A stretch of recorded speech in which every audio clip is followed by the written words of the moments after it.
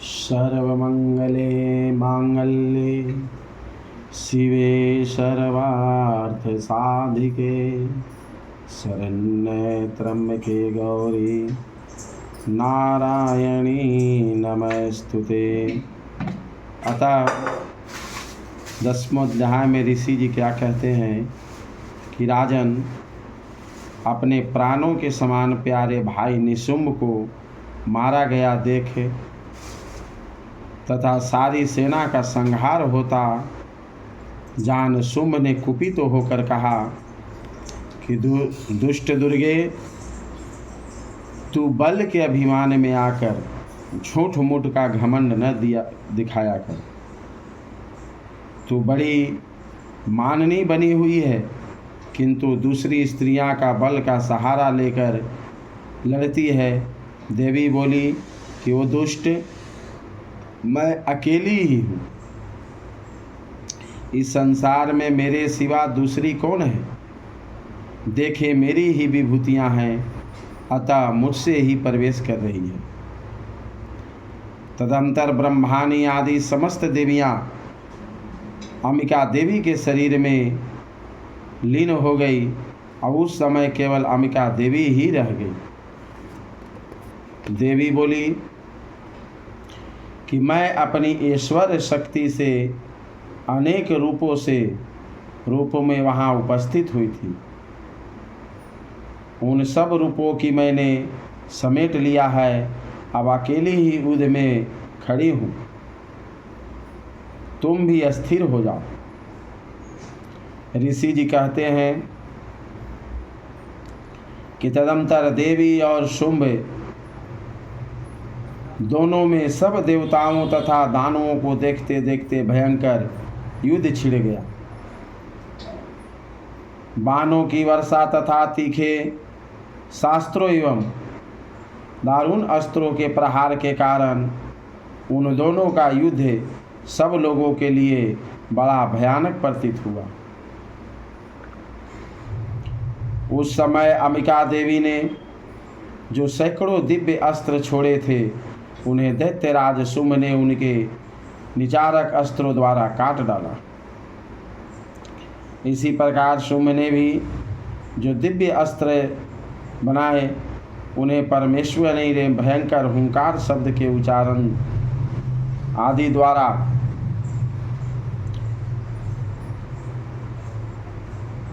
खिलवाड़ में ही नष्ट कर डाला।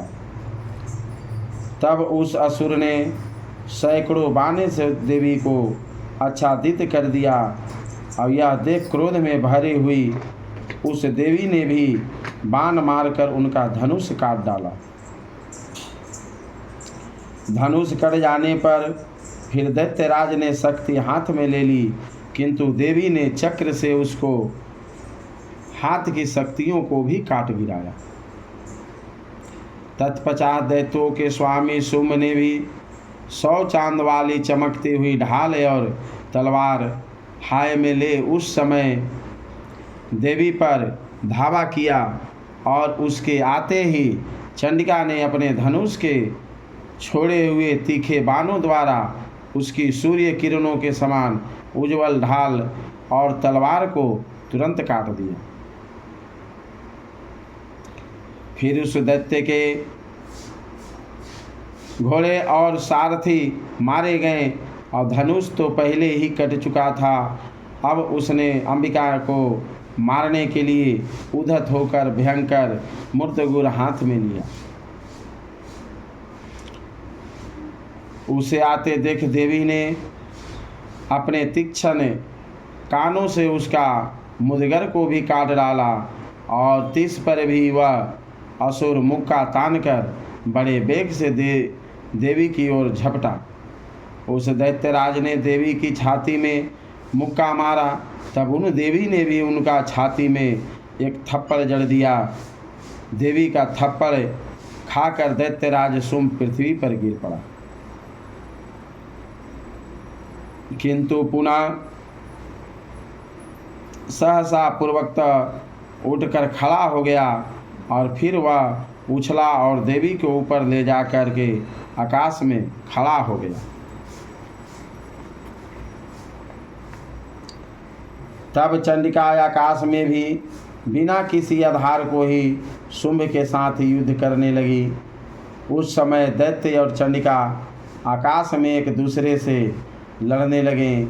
उनका यह युद्ध पहले सिद्ध और मुनियों को दिशम में डालने वाला हुआ और फिर अंबिका ने शुंभ के साथ बहुत देर तक युद्ध करने के पश्चात उसे उठाकर घुमाया और पृथ्वी पर पटक दिया। पटके जाने पर पृथ्वी पर आने के बाद वह दुष्ट आत्मा दैत्य पुनः चंडिका का वध करने के लिए उनकी ओर बड़े वेग से दौड़ा। तब समस्त देवों दैत्यों के राजा शुंभ के अपनी ओर आते देख देवी ने शूल से उसकी छाती छेद कर उसे पृथ्वी पर गिरा दिया। देवी के शूल की धार में घायल होने पर उसके प्राण प्रत्येक उड़ गए और वह समुद्रों द्वीपों द्वारा पर्वतों सहित समूची पृथ्वी को कांपाता हुआ भूमि पर गिर पड़ा।